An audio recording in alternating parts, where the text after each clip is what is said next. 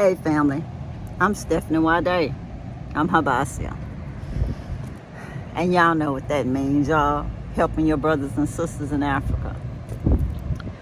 But here I am, Galveston, Texas, USA.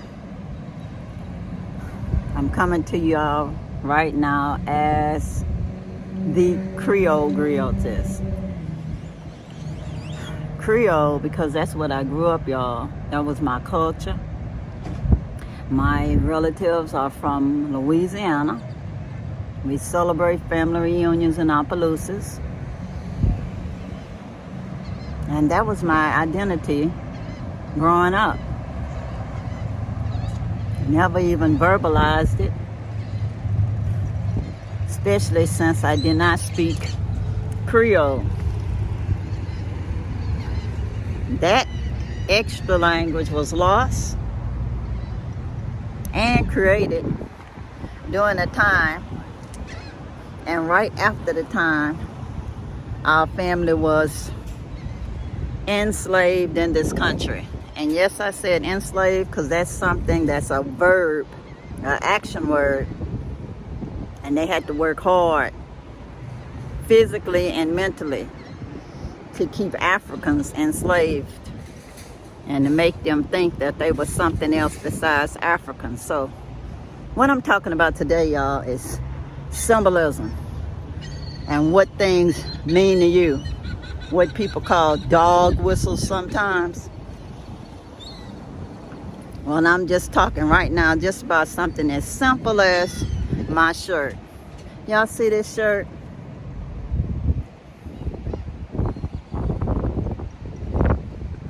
It has a thumbprint and it has a fleur-de-lis.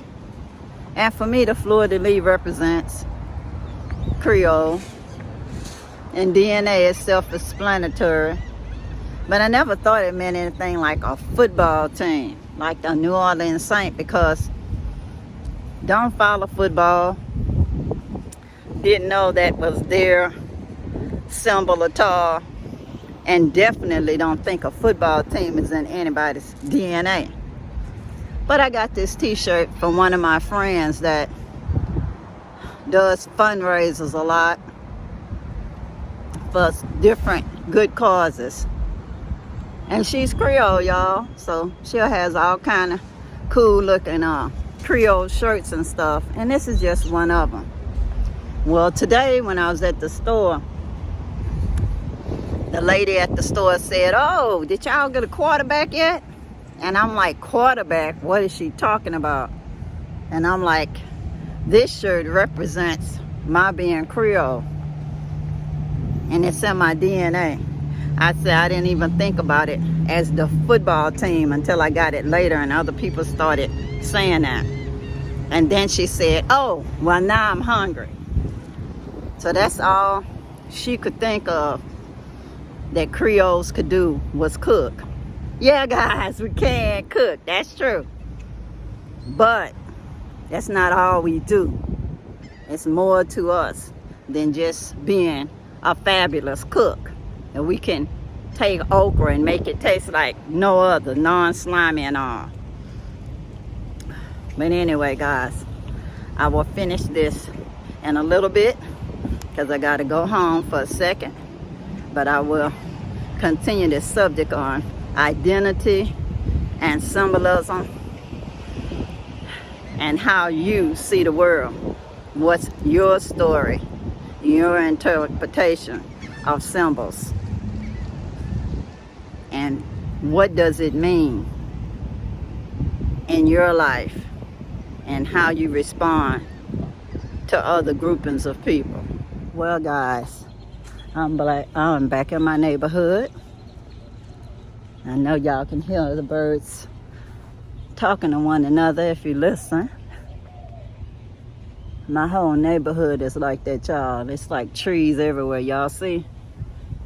So where people live at in some areas, they have trees that they plant themselves, or the city actually plants a tree.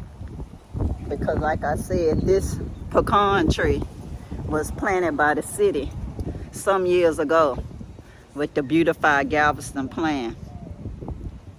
And this one that looks like bluebonnets, see, I planted that a long time ago. It's lived through hurricanes and all, and it's blooming, y'all. It loves the rain, and it may rain anytime. So I decided to go on and get done with my talk before another one of my friends called, and I stop it and talk to them, because they talk long-winded, y'all. Y'all think I talk long, they talk long. It's just they don't record theirs, not right now anyway. But anyways, I was talking the same thing to my friend about this identity, dynamics and politics. And I am not talking about politics in the government. This is really pretty, y'all. Not talking about politics in the government. I'm just talking about group dynamics and group dysfunction. And sometimes, even though people may be nice and calm alone, when they're with a group they identify with, they might become dangerous kind of people. So you got to be very careful when you're around certain places, even in 2021. It doesn't matter what country it is, that identity politics can become dangerous. You can think of it as tribalism, but the whole world started off identifying as tribes. Whether they were the Vikings or whatever, they all were tribalistic type people. And folks was into conquering other people by any means necessary. And they had no problem with taking people's stuff, and the folks that was left making them work for free and ignoring the people's pains, and thinking that forcing somebody to speak their language, the language of the oppressor, was doing them a favor, because what they were speaking at first was nonsensical since they was too ignorant to understand what the people said without an interpreter. And then just imagine the identity politics of these interpreters that's so evil. Because of 1 or 2 pennies, they sell their own people out. Because you know, if they could speak the language, yeah, that's their people too. But they don't care that they just sellouts. Y'all, we just have to stop for a second and smell the flowers. Because life is short, y'all. We gotta enjoy that, but you see the trees everywhere. But I watched this movie on Amazon Prime last night. And it's sad because I hollered and screamed for the heroine of the movie, because that person had my grandmother's name. And I realized after a while that it was based on a book that I actually bought, but I hadn't read, y'all. Had not read the book. Just read just a little of it. So anyways, I just turned around, watched the whole thing, and I said, what am I going to do now? You know? And so I watched it, and I'm going to still read the book to see how true it stayed to the book, you know? See how true it stayed to the book. I'm turning around, y'all, because people got their dogs out, even though it's supposed to be an area that your dogs are supposed to be in with the leash law. Some folks blatantly disobey it in America, and they dogs are not on command sometimes. And I do not want to be getting hurt or fighting a dog with my tripod, child. Because I'm not going to just run and let the dog think I'm scared of him or nothing. My mama taught me that much. But anyway, I do the just go another way method if I can. And so that's what I'm doing. Just detouring another way for a little bit, just so I can finish my conversation with y'all. I don't know what these trees are, y'all. They look so similar to the other one, you see? But anyway, guys, like I was saying about these identity politics and people hurting other folks when by themselves they would be considered harmless. Even they consider people that look exactly like the folks they was hurting as not their equals, but as somebody tolerable. And it's like blaming a victim for their own pain, blaming a victim for them not being able to change their situation. So that's an easy way out for somebody not having to be responsible for how they treat another human being. So anyway, guys, that's all I'm saying.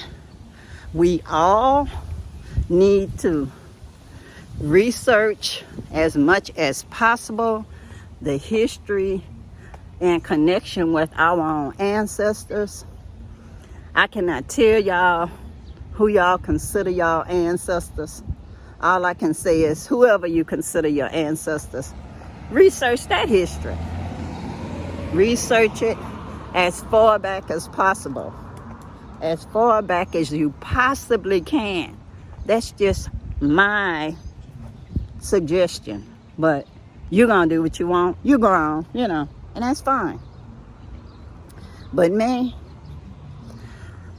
when I thought I was indigenous, more than anything, I have so many books about what happened to the people in this country that I'll read a book, The Woman of the People. And you know, of course, she was not born one of the people. But it was like Stockholm Syndrome in reverse. Like if she was from Stockholm instead. So that was a twist on the story. And I bought this book like at the corner store, which is weird. Because back then, when I was young, you could actually go to the corner store and get stuff. I'll be turning around again. Because some dogs are so territorial, y'all. They're inside of the gate, but I don't trust these folks' gates either. But anyway, back in the day, you could actually go to the grocery store and get decent books. They was like in a little turnstile, and they wasn't that expensive. So anyway, I got this book called A Woman of the People, and she actually went into detail on what happened to her kids and her husband and all of that. And it was so sad that it made me cry. Because when I read a book, lots of times I can empathize with the people there, especially knowing that I was conditioned to think that they was my people, y'all, you know? So I identify with my people. So once I got my DNA test, it's just my people expanded. So as my people expanded, I had to learn about not only the enslavement of Africans in the United States, I had to learn about the enslavement of them on their own continent called colonization.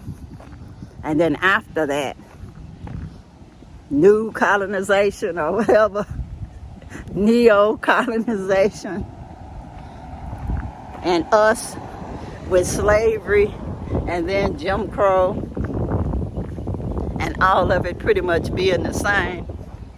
And then also looking at how people portray folks. It's like the people in the United States that was African started off as about 5% of the population that left in the first place. If they took 50% away and we was only 5%, how do we get such importance today? Just propaganda, y'all. Just propaganda. We're still just a very small group, and we were genocided a lot after the Ma'afa here. And that is why we are that 14%, y'all. You know.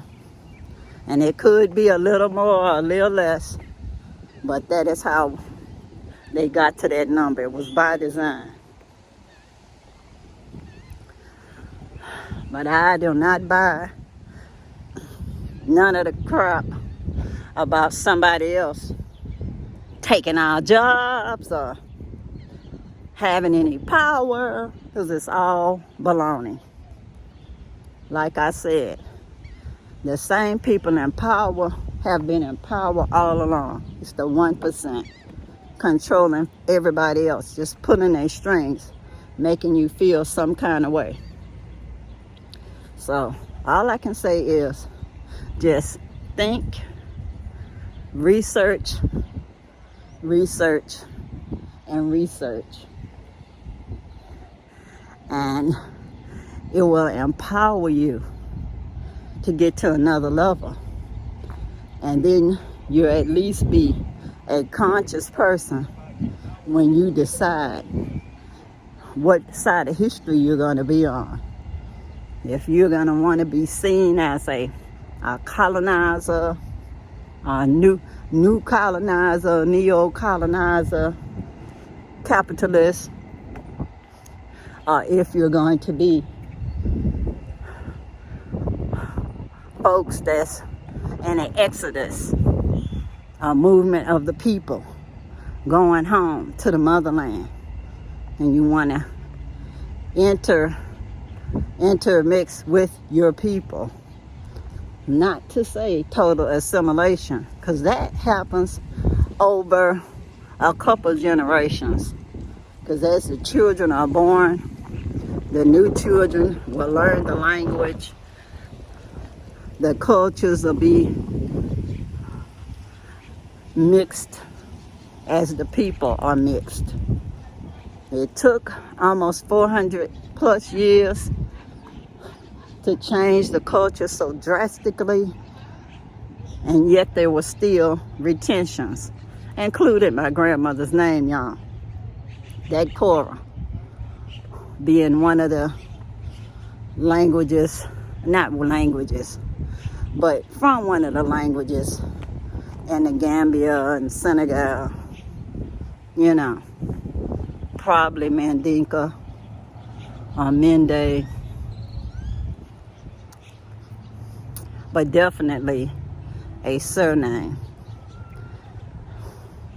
in the motherland. Whether they told us we didn't have surnames or not, I know that's a false theory now. So anyway, guys, all I want to say is identity is a very complex thing, but I would advise you not to jump to conclusions about anything. Research your own story, even if your story is fluid like water, because you know our body is made up mostly of water.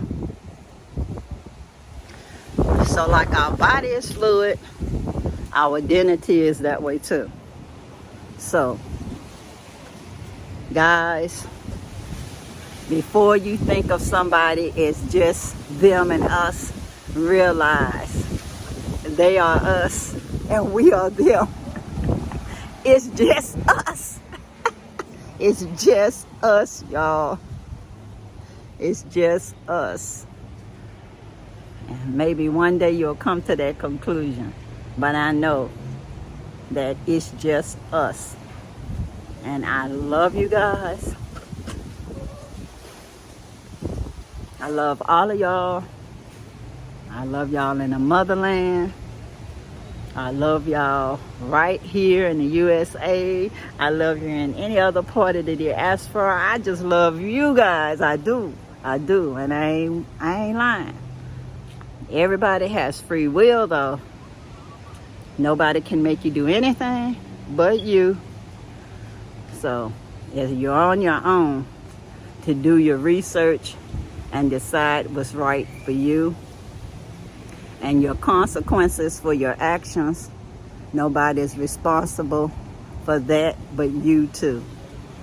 So until next time, guys, peace, power to the people, and I'm out, y'all. Bye. Okay, guys, a little bonus footage again. My boys and berries. See how bread this one is? Let me see the difference in the taste. Still tart, but not as tart. Yeah, more tart. So they actually get less tart the darker they get. So I guess it's true. The darker the berry, the sweeter the juice. All right, guys.